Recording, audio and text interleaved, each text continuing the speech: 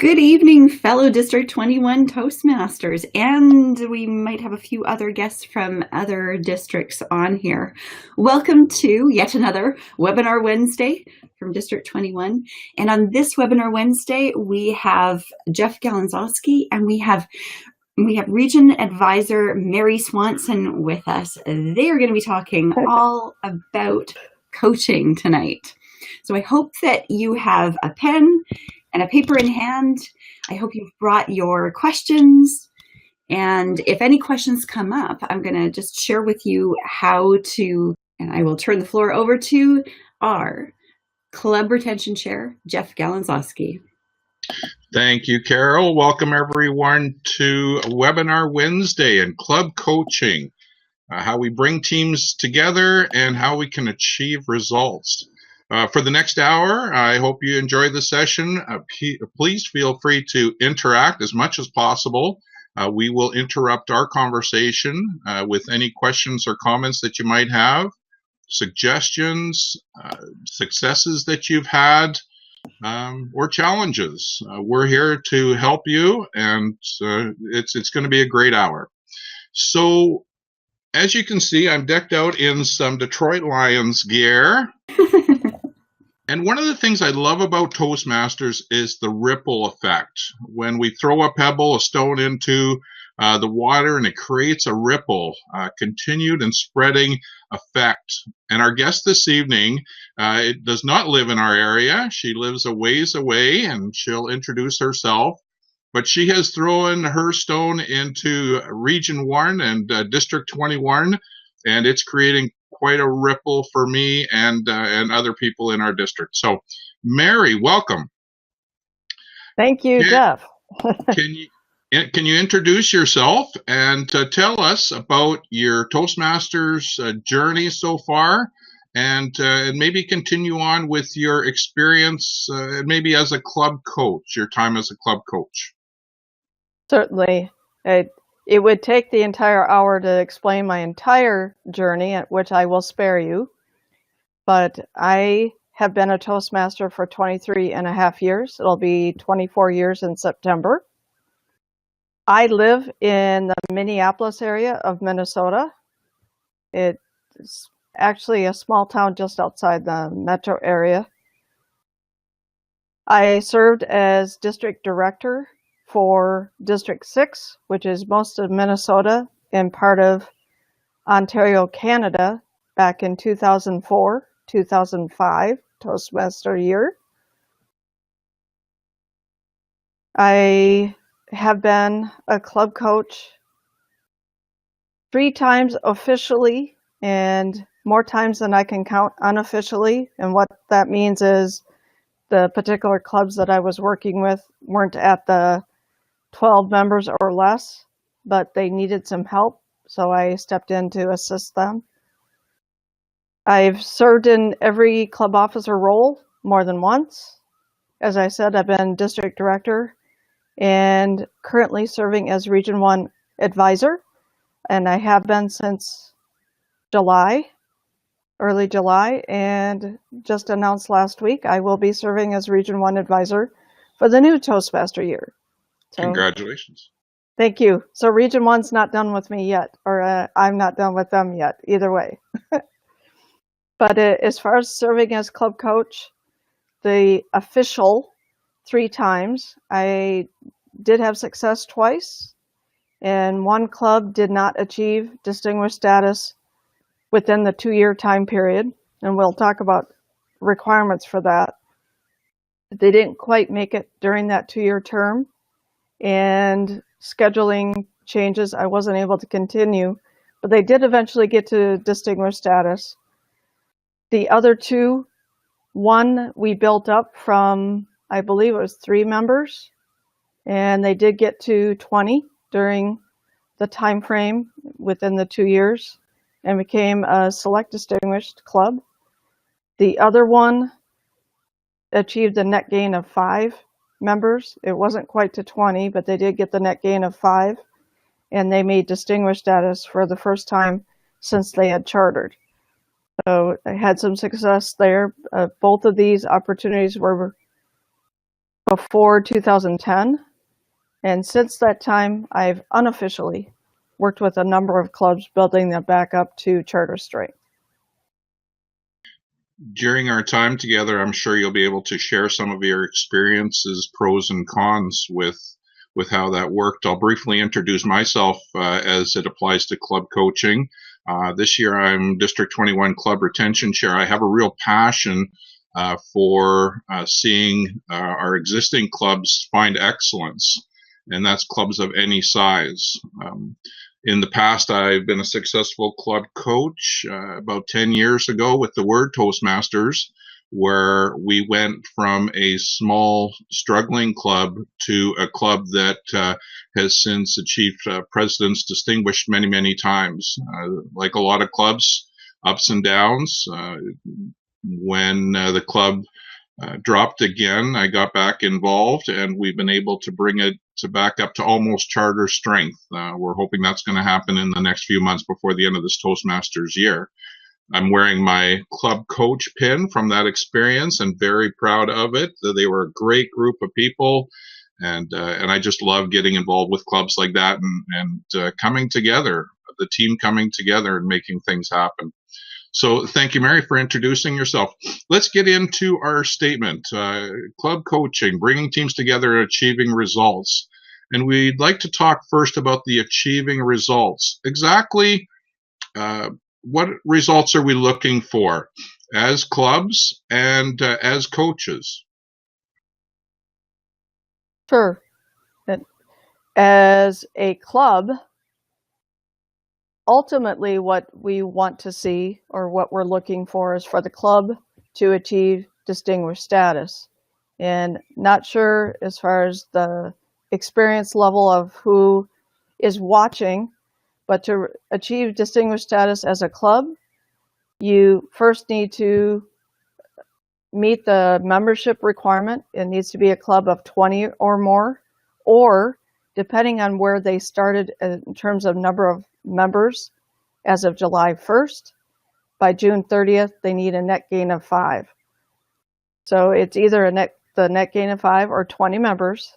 And then as far as the Distinguished Club program, need to achieve at least 5 of those goals. And it's even better to achieve more than that, but the minimum of the 5, and they could be a distinguished club.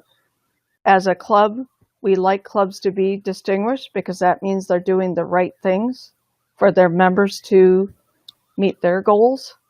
And that's what it's all about. It's not just numbers. It's about making sure the environment within the club is one of that a member can achieve and feel comfortable, but to meet their goals as individual, give speeches, perform the different meeting duties, and feel like they're in a safe place to do that.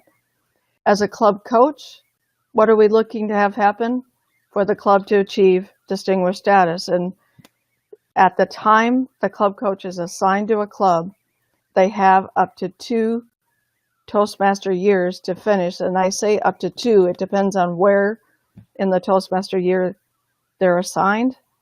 Right now we're in April. If they were assigned right now, they would have till the end of the Toastmaster year, which is June 30th, 2018, and to the end of the Toastmaster year, June 30th, 2019, to achieve that in order to be considered a successful club coach. So that's in a nutshell. There's some more details to that, but that's really what we're looking to have happen, is for, again, the club to be distinguished and for the club coach to help them get there. And just coming through renewals right now for our listeners and watchers out there, there's a great opportunity in District 21 for club coaches. So if you're not already a club coach, please contact myself, the district team, Joe Gunnett, and we'd love to have you on board. It's an outstanding challenge. Let's go back to yourself, Mary, and talk about when you became a club coach for the first time. What was the experience like, and what were you hoping to get out of it? I was interested in being a club coach because I was wanting to be a distinguished Toastmaster. That's a reason a lot of people have for wanting to do it. You have three options: be a club sponsor, a club mentor for new clubs that are starting, or a club coach. And a lot of people were lining up to be sponsors and mentors for a new club. And there were so many opportunities for club coaches. I said, okay, I'll do it. And that's how I signed on to achieve that. And I also, at the time, was an area governor back then, now area director. And it happened to be a club that was in my area that needed some help.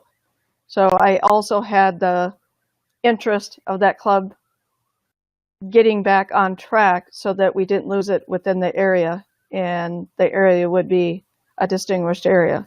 So I had a number of things going on there, but that's why I asked or signed up to be a club coach. So that was my interest going in.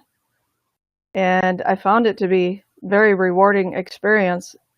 I have since been a club sponsor, so I also know what that's like. But the club coach, you're working with a group of people that just, at least in my case, they wanted the help. They needed someone just to come in and show them how to run a meeting effectively. And there were a couple of people that were brand new Toastmasters that really didn't know, and they didn't have anyone experienced to show them. So for that, I just started out just doing what I did in my regular club, which was, perform the meeting duties, being prepared to do it. When I was Toastmaster, I had an agenda, which they hadn't seen in the time that they had been a member. And just having meeting roles assigned before you walked into the room was something foreign to them. So it really started out as just doing what I did in my regular club and bringing that over to the club that was struggling. And that's how I started. And then from there, I went looking for resources, ideas of different things I could try. And we're going to talk about some of those resources briefly. Was there a difference between the first club you coached and when you went on to the second and third clubs? Yes. From your perspective? From my perspective, yes. The second club that I coached, that particular club was one that said they didn't need one to begin with. They were convinced that, in particular, was the club president felt like the best thing that could happen to the club was for it to fold. And I just went to visit the club just to find out what was going on. And what I found out is there were members that didn't know that the president was saying that they wanted the club to continue, and had a conversation. And what I actually did is asked if I could fill a role, and I was table topics master. And I had each of them talk about what it is that they liked about the club and how they would feel if the club was no longer. And each and every one of them, except for the club president, said that they didn't want it to fold, and they found a great value in the club. And as a result of that conversation, the president decided it was time for him to step down, which was a good thing. And the club members asked me to come back. And I did that just as someone visiting, and ultimately I was assigned to the club to be a coach. But I went into it not assigned as one. I just went in to find out what was going on, and then they asked me if I would coach them. So it's much different than the first opportunity, where the club really wanted a club coach coming in, and I went in the door knowing that it was a welcoming thing. Where with the second group, at least the president wasn't quite so sure. It was something they needed to start. Quite often it just starts as a conversation or a meeting to determine where the club wants to go, and attitudes and decisions can change pretty easily from there when people get involved. We've had a number of other attendees join us, so I just wanted to mention once again that if you have any questions or suggestions, challenges that you're having, please enter them in. In the background, we have Carol Carter, who is watching for any responses, and we'll be happy to answer any questions or challenges or suggestions that you might have. Mary, you briefly mentioned the criteria for club coaches and working towards your distinguished Toastmasters. That's going to change slightly under Pathways, I understand. Can you elaborate on that a little bit? Certainly, and of course I was anticipating that question. And the beauty of it is the need for club coaches, of course, does not go away. And to serve as a club coach is still going to remain in terms of something you could do in working towards a distinguished Toastmaster. So that element will continue. And what it will be, and I'm looking down because I got the information from one of the ambassadors because I wanted to have it correct. You can serve as a club coach or mentor for a requirement, and then another requirement is to be a sponsor or lead a youth leadership or speechcraft. But definitely you have the opportunity to be a club coach and have that be something that will give you credit towards a distinguished Toastmaster. So that will remain in Pathways. For someone, being that in Region 1 now has Pathways, but someone that wants to continue in what we're calling the legacy education system, and they're very close to becoming a distinguished Toastmaster under the old program, they still have up to 2 years to do that. And you can certainly follow the requirements just as they were before Pathways launched. So you've got the timing up until June of 2020 to do that, just to mention that. So if anyone was very, very close, they have a lot of the other requirements met, it's a good time to take stock of where you're at, like doing a club coaching stint. And you could certainly complete that by the end of the transition period to Pathways. And because we can work both programs at the same time, you can start your club coaching and decide which you want to apply it to, either Pathways or the Legacy program. Absolutely, because at least as it stands right now, they haven't changed the requirement or what's deemed as success, and that is the club achieving distinguished status or better. That will allow the club coach to earn credit as being a successful club coach, which is what you need to get that credit. And for our viewers out there, just to let everyone know that coming through renewals, there's lots of opportunity once again for club coaching. We're probably going to have somewhere in the neighborhood of 35 clubs that are open for 1 or 2 coaches, and in all ranges of the province. So yeah, I encourage everybody to step up. Let's talk about tools and resources, Mary. What's available for individuals who are either club coaching already or would like to become a club coach? What resources are out there, tools that people can use, can look for? Certainly, once assigned to be a club coach officially, you will get a packet of information in the mail. And I'm talking through as on the Legacy program, and my understanding is that on the Pathways program, they're going to make more of those materials available online. But I do know, again, in the Legacy system, that I got a packet of information in the mail, and the club coach pin, like you said, you are wearing. I didn't think to pull mine out, but you get the pin and you get a packet of information. But included in that is how to rebuild a club, which was information in there on how to go into a club and take some type of assessment on what the club is doing well and what types of things that you can see just in the interaction, the members, what you can see happening within a club meeting, and just find out what is it that's affecting the club that's causing it to not be more than 12 members in that club. So that I found to be a very useful tool. It is something that is downloadable, if that's a word, but you can go out to the Toastmaster website and type in how to rebuild a club, and it is something that you can download for free. It is available I believe it's... There's a module. Yeah, Sorry, Mary. Go ahead. I'm sorry. There's a module called First Class Club Coaching as well that has a lot of very helpful information, not only about club coaching, but what's involved with club coaching and how to become a club coach. Thank you. I haven't looked for that of late, so I appreciate that. And that how to rebuild a club, very good information. There's also, if you're the type of person that is willing to go out onto, say, Facebook, there are a number of Facebook Toastmaster sites, and there's one of them out there that's on mentoring, which you wouldn't think wouldn't necessarily connect with that.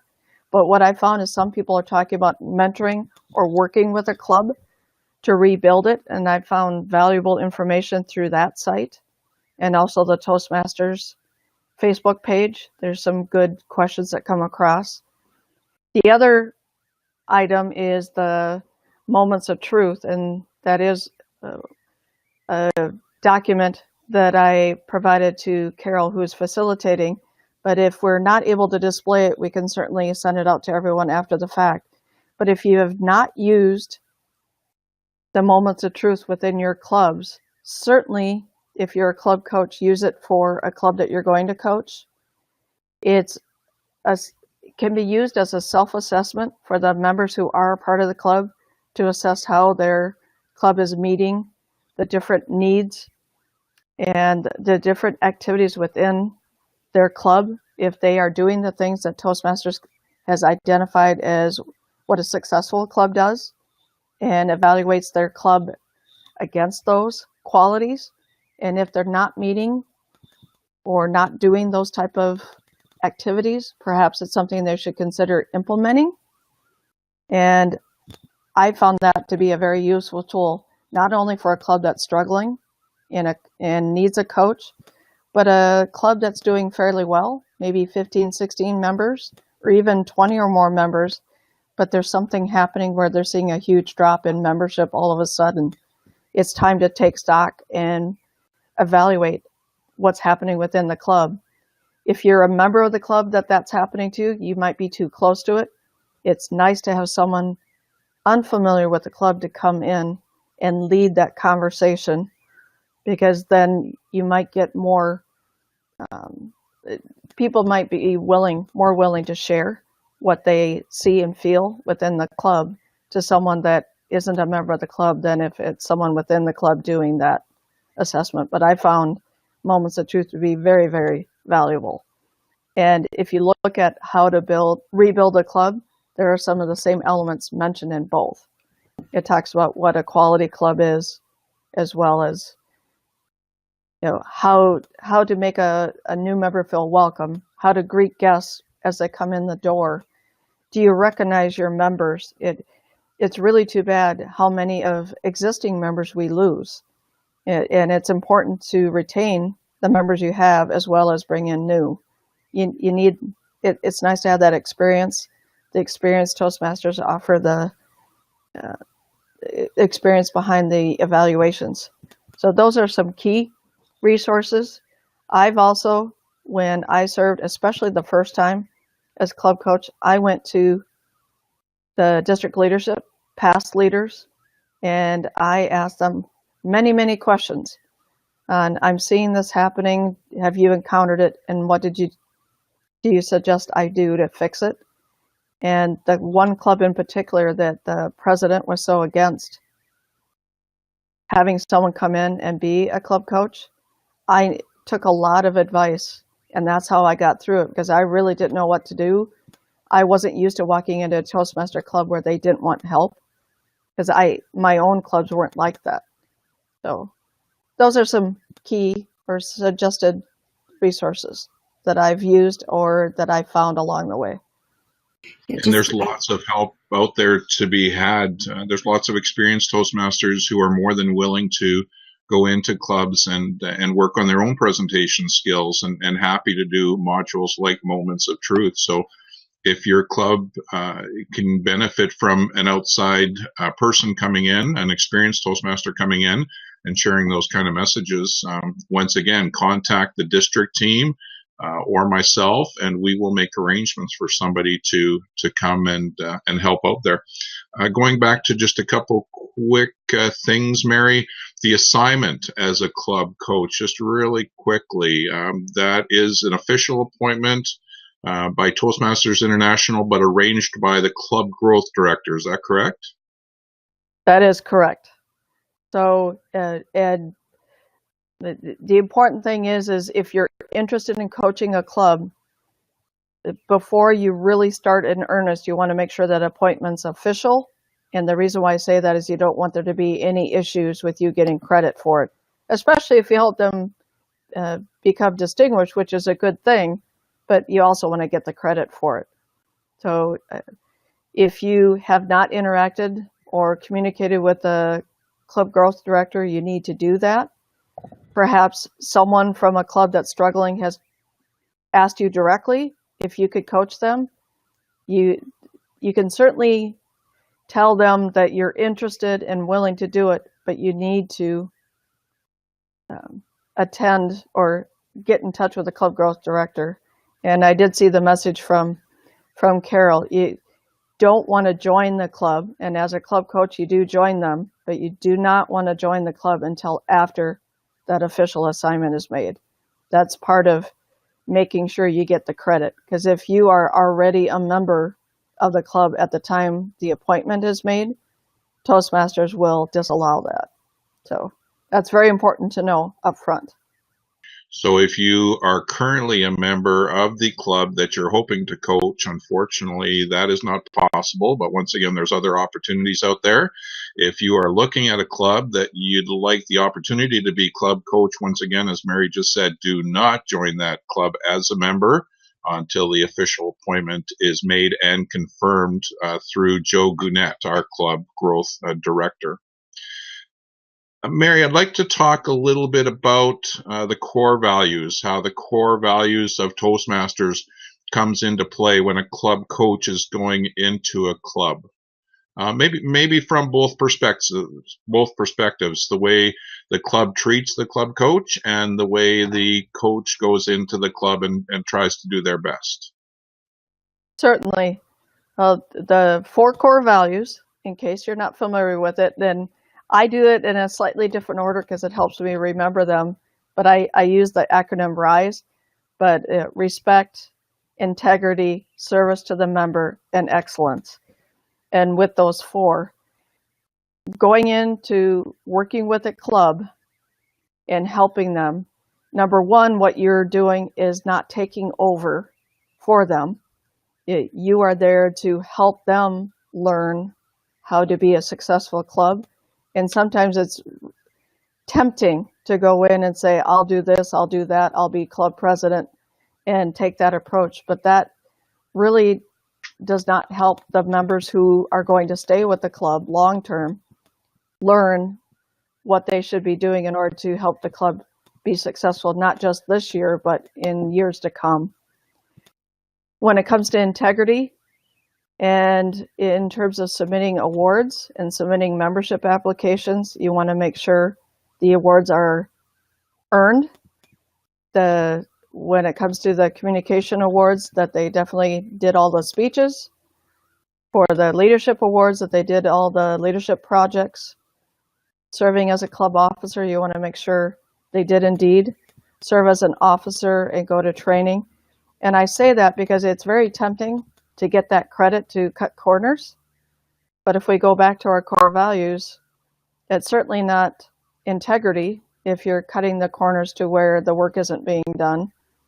In terms of achieving excellence, to me, that's certainly not excellence when you're earning distinguished status, but truly didn't earn it because you're not doing the actual work. As a club coach, the service to the member, that's what it's all about, why we want club coaches to go in and work with clubs. Because if we didn't have quality clubs and active clubs, there's no place for us as members to go give our speeches and to learn and grow. And we don't want to see that. We want every person, every member that comes into a Toastmaster club to have the best experience possible. So we want to make sure as club coaches that we're helping that club figure that out or learn what it is that they need to do in order to provide that environment. So I think that ties in very well with the core values, both as a club coach and as club members. Let's talk about the different roles, and one in particular that's coming up very soon is club elections. As a club coach, and when it comes time for a club to choose their leader, especially for the next term, how do you feel a club coach should be involved in those decisions? My preference, if at all possible, is for the club coach to not be one of the officers, to be in a mentoring position, meaning that again, the long-term club members are the ones that take on the officer roles, and the club coach can help them with training, maybe some additional training or further enhanced training than what the district-led training would be, to answer their questions. Perhaps the club coach could give a presentation on what the officer roles are, because a lot of times I have found in a club that's struggling that the actual requirements or what say a club president should do or a VP of education should do gets morphed into something that isn't anywhere near what the true guidelines of Toastmasters says that role should do. Perhaps a couple of the officer positions get merged together, which you can do as long as you're still doing the types of things that that role or the two roles together should be doing. And the hope is that not one person's doing everything, because that person's going to burn out. And there's 7 officer roles, and as much as you can have 7 different people doing it rather than 1 or 2. I have been in a situation where I've been working with a club where I did take on an officer role, but I told them it would only be for 6 months. And it was because they were down, that was the club that only had 3 active members at the time. You can't really do a good job of filling in all the officer roles when you have 3 active members, and those 3 had been there, done that. They'd all done the roles and rotated around a few times. So what I told them I would do in that case is I took on the VP of education, again, for only 6 months, but I wanted them to learn what it would be like to have their schedule, roles assigned at least a week in advance, and we actually got to a month in advance so that you knew a month ahead what role you had, and that was totally foreign to them. So after showing them how to do it and working through it and coaching them on the other roles, someone was willing to step up and take over the role for me, and I could step back. But that was the exception to the rule. My preference and recommendation was not for the club coach to be an officer if they can avoid it, because you're doing more than I think a club coach should do. Mary, off the top, you had mentioned that you'd been in Toastmasters for 24 years. When you hear members say that they don't feel they should attend officers training because they've been there, what is your response to that? My response is that, when you're elected to the position, you have a responsibility. And with that, when you're thinking about integrity and service and actually respect for your club members as well, to do the best job you can and to know what it is that you should be doing.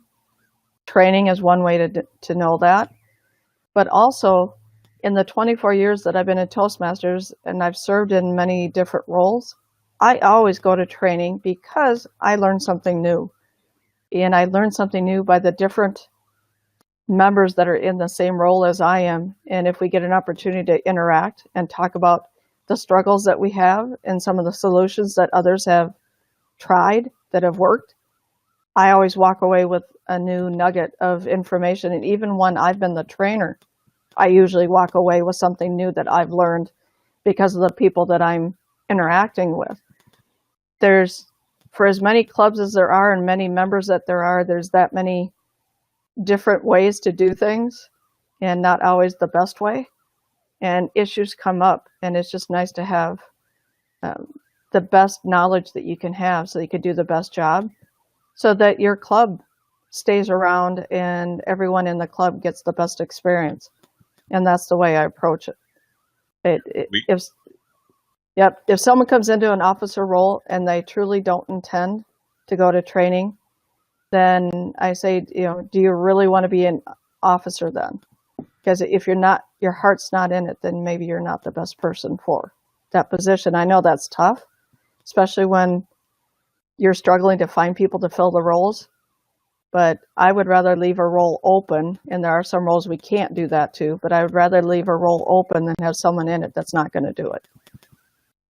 It's always a challenge to figure out what our members are trying to get out of Toastmasters, and just being a regular member who works on the communication track or leadership track and wants to attend training or doesn't want to attend training, to put challenges in front of them so that they can be open to new challenges is a good thing. Let's talk about the product we sell. As a club coach, and we step into clubs that might have a few good leaders but struggle in other areas. The excellence in club meetings and what we're trying to achieve in club meetings. How can a club coach, or how should a club coach approach that with the team to get the best results? One way that I mentioned earlier is offer to take or fill meeting roles. And a lot of times what I found with clubs that are struggling is members aren't speaking because they're so busy filling Toastmaster, GE, and all the other roles, and there aren't people lined up to be speakers. So I've offered to fill one of those roles as I go in to visit, and they're so happy because they get a chance to speak. But by doing that, whatever role I fill, I do it the best that I can to demonstrate. I lead by example, demonstrate what someone who's prepared for that role will do. And if you walk into it prepared, you're going to feel better about it and have a better experience than if you walk in, get assigned it at the last minute, and then you're stumbling to do a good job, especially something like evaluator, or if you're a Toastmaster and you learn that you are walking in the door, it's really difficult to have a good agenda put together. So doing those types of things and just having it organized, I found that if I do it, they start seeing how it should be done and start asking questions. And then if they're reluctant to be, say, a Toastmaster, I say, if you sign up for it, I'm willing to have a phone conversation with you outside of the meeting and talk you through it. I'll help provide you with a template for the agenda and just mentor them along the way, and then it isn't so scary.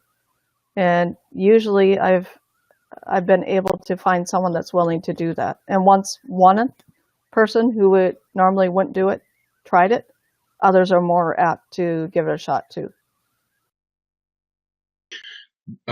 Let's talk about scheduling briefly, because in my opinion, it is so important for our opportunity to prepare for the meetings, especially the key roles. What is your strategy for scheduling the agenda? There's some variables in it because there's not a one size fits all, at least that I found, because I haven't been a member of different clubs over the 24 years. And the one club that I've been in for 20 years, the way that club does it is at a meeting, we pass around a printed agenda, if you will, or it's a schedule for the next month. And we sign up for roles for the next month. And we can fill in whatever role that we want, or if we're not going to be available for a particular meeting day and we know that, we write our name down. And then at the end of the month, of the current month, our VP of Education goes through.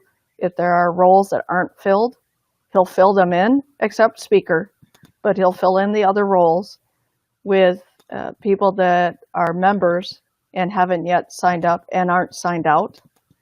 That way, we make sure all the roles are filled, and then he sends out the agenda or the schedule to all the members before the first meeting of the new month.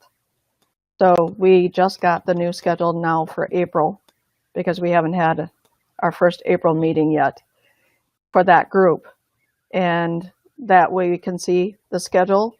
The VP of Education knows that I'm fair game to move me around as well because I'm willing to fill any role, but other members aren't as receptive to that, which is fine. But that way we make sure we get all the roles filled and we have different people in the different roles all the time. It's not the same people. Another club that I belong to, that approach didn't work, especially for the Toastmaster role. And I say that because, especially when I was VP of Ed, if I would assign roles, especially to someone who wasn't comfortable being Toastmaster, most often on the day of, they would back out. They get too nervous. So that approach didn't work well there. So in that group, we have to have them sign up. If we try to assign it for them, we just have too many issues of people not showing up for the meeting. But then if we have newer members that haven't yet been in a role, then whoever's their mentor, as they join the club, we have them encourage them to take on those roles and work with them to learn the role. And that's how we do it there. So those are two different flavors of that, and it really depends on the group and what works well. And those are the two clubs I belong to, and we have two different ways to do it. And some clubs, none of which I'm currently involved with, but some clubs use Easy Speak as well, and some successfully, and some use the systems that you mentioned. We're gonna open it up to Q&A soon. So if any of our attendees have some questions or challenges or suggestions to anything that's been shared so far, please key in, and Carol will let us know that you have something you'd like to share. Let's talk about leadership, coaching, and personal growth. How important is it that club coaches don't focus entirely on the job at hand, and their own personal growth might take a sidestep, or the growth changes? They're not using maybe the communication track. How important is it that they pursue their own personal growth in Toastmasters while coaching? How can they do that? I guess, I think it's important for a person serving in the club coach role, have their own personal goal in mind when they take on the role, because they're going to be more committed to it. And there is definitely value in serving as a club coach. I found a lot of growth for me in serving in that role, because I'm used to working with people that are of like-minded as me in my work world. I don't have a lot of interaction with people that disagree with me, which I'm thankful for. But in the club coach situation, in particular, that one that I mentioned, there was someone that wasn't an advocate of Toastmasters, which was really unusual for me. And I had to learn how to work with that person, and we managed to figure it out. As you're going into the role, if you're doing it to get a distinguished Toastmaster, my recommendation, or I think you get a better experience if you're not just doing it for that and say, I'm going to go in and do the minimum just so I can get credit. Because what I think, the more you put into it, the more you're going to get out. You have opportunities to speak. If speakers is what they need, you have an opportunity to serve, say, as Toastmaster or one of the other roles to fine-tune your organization skills and how to handle things that aren't always perfect, because typically in a club that needs a coach, there's some element or something that needs to be corrected, and just being involved in fixing something tests your skills and what you're able to do, and you feel really good about it in the end. So if your heart's not in it, you may give up on it a little bit too soon. So that's why I think you definitely need to go into it with your own goals in mind. But once you're doing it, it really is about the club more than it's about yourself. But you can figure out what types of things you can do to stretch yourself as well. So leading by example while you're a club coach being able to work on your own path at the same time. Absolutely. Let's talk about one coach versus two coaches in clubs. What's your opinion where it might work best? Is it important that the two coaches know each other? Is it better to have two coaches? Is it better to have one solid coach? What's your thinking there, Mary? If you are able, if it is possible to have two coaches assigned to a club, I think that's the best situation you can have. But I know, just as you mentioned earlier, there's so many opportunities for coaches and not necessarily enough people able or willing to be a coach. That might not be feasible, but I have seen the benefit of it, because if it's a group, say, that meets weekly and you're taking time out, and I'm thinking in particular the one group that met during the lunch hour, it's not always easy to get away from my own work to go over to visit that club, because I have a job too. But when there were two of us, we alternated. We made sure one of us was there at every meeting, but there were reasons or situations where I couldn't make a meeting, and I made sure she was there, and vice versa. So we always had at least one of us, and sometimes there were two, but that was an easier way to do it, and it took a little pressure off both of us that we had to be at every meeting every week. And we didn't want to have a situation where neither of us were there, because they would go back to struggling, which is not what we wanted to have happen. But that might not always be possible, to have two. But that was the biggest advantage, was having two of us, someone else to bounce ideas off of. In the case of the club that there were two of us, I knew the person somewhat, but I didn't know them well, just because I had been so active. So I know quite a few people, but I hadn't worked with them directly. But I got to know them even more, of course, in the course of working through that. I don't think the two people have to know each other, but in doing the assignment, I would recommend that keep in mind that the two need to be able to work together.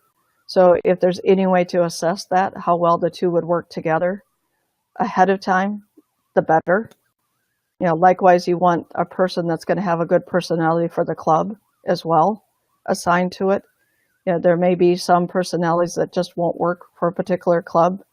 Say someone that's very laid back and tends to be, maybe they work, I'm thinking on a job site or construction or whatever, walking into a professional setting, and they're still in their construction outfit, that might not be a good fit, something like that. But if you can have two, the better. But that's not to say you can't be successful being the only. The other club coaching assignment I had that I was successful, I was the only one. So I was able to do it on my own.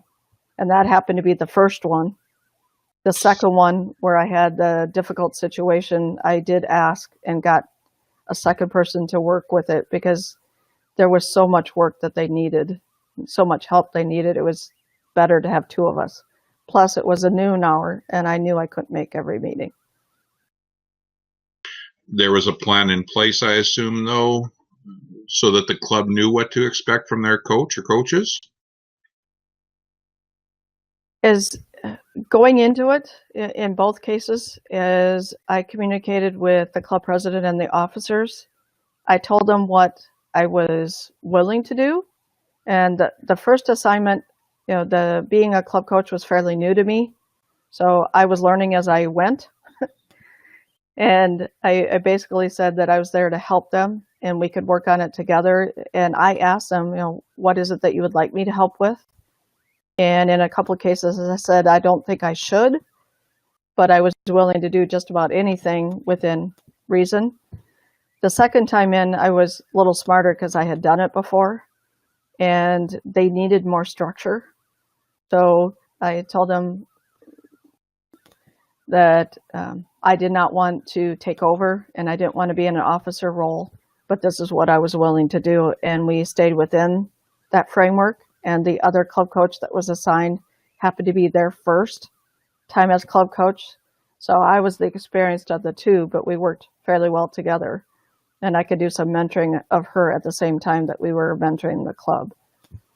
So to me, going in as a club coach, you can have a preconceived idea what you're going to do, but it really all depends on what that club needs. And it's not going to be the same issues with every club. So you have to keep that in mind going in, that you may have a preset idea what you're going to do, but what I found is it hasn't been that every time I've done it, because I've needed to make adjustments based on the club and the members involved.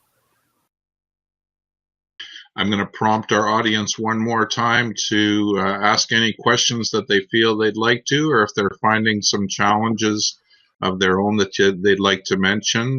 Now's your opportunity. We have about 7-8 minutes left. And Carol will let us know if you have something you'd like to share. Executive meetings. How important are executive meetings? How often should they be held? What part should the club, assuming that the coach is not on the executive, what part should the club coach play in a club executive meeting?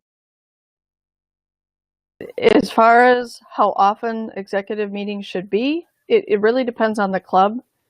Both of the clubs I'm currently a member of meet weekly. So my recommendation is that the executives meet once a month. If it is a club that meets once a month, perhaps you could do it every 4 months, every 3 months. Not as frequent, but it really all depends on the group. As far as the role of the club coach in those executive meetings, what I had done is asked if they were okay with me attending. And I didn't run the meetings, but I wanted to be there. And what I ended up taking as far as a role is I answered questions. Perhaps they were wanting to do certain things, but weren't sure how. And as I sat and listened, I heard a couple things that weren't quite to Toastmasters standard, and I interjected that along the way. But I certainly did not run them in either case. And I didn't attend every officer meeting, but I did when they said I was welcome to do so. I wanted them to feel free to have meetings without me there, because I didn't want them to feel like I was taking over. And you can hear I've got I have a dog and a couple of cats, and someone decided. So I apologize for that. I can't help it. Actually, no apologies. I'm usually in a very noisy house, and I send everybody away today. So, actually, we do have a question. Sujetta asked if it's required for the club coach to actually join the club as a member. And it's not required, but Mary, what you had mentioned that you recommend that they join. Why would it be a benefit not to join, and why would it be a benefit to join? Certainly. The benefit to joining is when you are a member, there's more of an investment on your part, I think. And I think as a member, you get to find out, especially if you're, when you're joining new, what type of orientation do you get? How do you become familiar with how the meetings work, how the communications between members happen? All of those types of things you'll get as a member that you wouldn't necessarily get as a coach, because you're not one of them. And I have found in both situations where I joined to be very beneficial. I learned things that I know I would not have seen or heard if I wasn't a member. Now, I know there are coaches that have been successful that have not joined. It just has not been my experience, because I found it to work when I was a member. But if you, for whatever the circumstances are, did not want to join, or the situation didn't lend itself to that, as long as you have the commitment as a club coach to attend regularly and be as available to the members as you possibly can be, I think it could work. I just have found in my situations to be better. And there are things that I was able to learn that I wouldn't have been able to otherwise. Because when I asked them, say on the new member orientation, they say, oh, we do that just fine. But when I was a new member, I saw things or didn't receive things that I was used to having in my other clubs. And when I asked about it, oh, we don't do that. Oh, we don't do that. And then I went back to the moments of truth, and it was listed right there as the types of things that you should do for a new member. So it wasn't me saying it. I showed them this is what International has found to work. And I was able to turn the corner on some of those things that way. Mary, there's a couple excellent articles. One in this month's, I'm going to try to put this up here, in this month's Toastmasters magazine, where it talks about, is your bucket leaking? It's about retention, membership retention. And we're just coming through a retention period, so our members that have renewed are with our clubs for 6 months. The article talks about that ideally it's easier to keep an existing member than to go out and find new members. There's also an article about club excellence. It's called The Meaning of Good Mentoring. I think it's Dana Lemon who wrote, if I'm pronouncing his name correctly, the article. And I found it very interesting about club excellence and some of the things we can try to achieve in our club. Can you share about the importance of working with your current members and bringing the team together and club retention, member retention? Certainly. And you did say Dana's name correctly. He's a world champion or past world champion of Toastmasters. In terms of bringing the group together, and it's important to do that, to have everyone have a stake in it. It's not one person's responsibility to bring in new members or retain. And if it's a member who's been a part of the group for a while, and when I say a while, at least one renewal term, they want to feel welcome and feel like it's worth their time and that they're a part of the group just as much as that brand new member.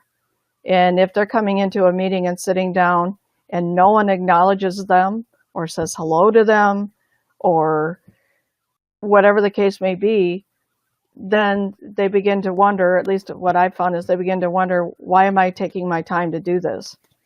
I'm not getting the benefit, and it doesn't feel as a warm, welcoming, safe environment to put themselves out there. Everyone puts themselves at risk or makes themselves vulnerable when they talk about the topics that they talk about. And if they don't feel like they're a part of the group, they're less likely to do that, and they're not going to get the benefit of being a member. So that's why it's important, to make sure to involve and acknowledge those members, perhaps that maybe haven't made a meeting for a while. Someone check in on them, find out what's going on. Maybe there's something going on, and just the fact that you reach out to them and check on them is going to make them think, gee, I should go back. This is a great group. And I see we're at the time limit. It's 8:30 our time. I think it's 11:30 your time.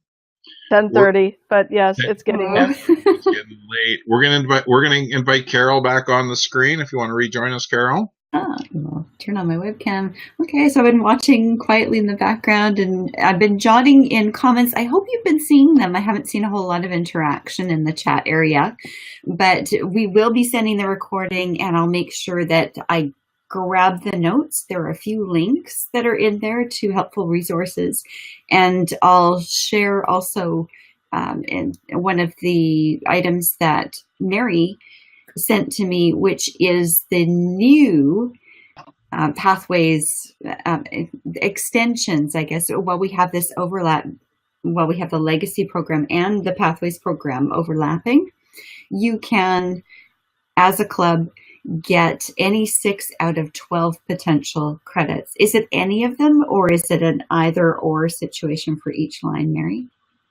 It's either or. You can't mix and match. So you can't do, say, 1 CC and a couple of level 1s Right. across. But it's any 6 of the goals. So if you get 2 Correct. CCs and 2 more CCs, and you get 4 level 1s, and then 2 level 2s. Ed, I see what you're doing, but that is not what they're going to allow. It's the CCs are the communication, so at the basic communication levels. So that relates to the level 1s and possibly level 2s. So you can do either or. Okay. But then going down 6, but you can't mix and match. So across, it's either this one or this one, and then move to the next line, it's either this one or this one. Okay, so I'll send that document out to all the people that are on this call. I'm also going to add a link here to our District 21 page, where we've got a series of videos. They're older. They're from a few years ago when I was Lieutenant Governor of Marketing, but we did a webinar series that guided you through 4 key stages of being a club coach.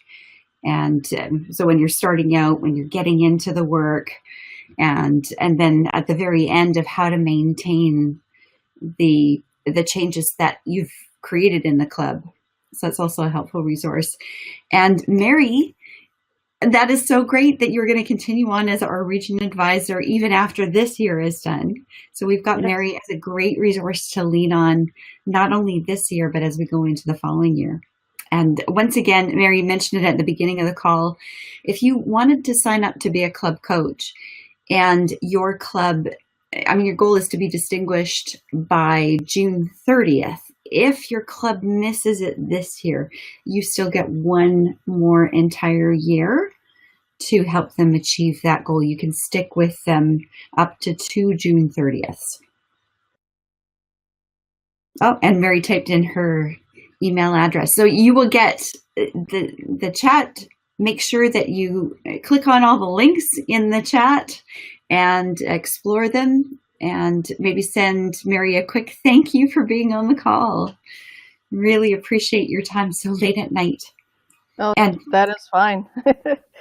And Jeff Galenzoski, who is working so hard to help some of the clubs that are struggling with membership right now, he is there as a resource to all of you. Pick his brain. So even if you're in a strong club, but you're watching your indicators and you're noticing there were fewer people showing up for your meetings, it's a great time to reach out to Jeff now before you actually need a club coach, and maybe apply some of these principles he's finding are working in other clubs to your club right now. So thank you so much, Jeff. We'd love to have some of you from the really strong clubs go out and help those clubs that are struggling a little bit.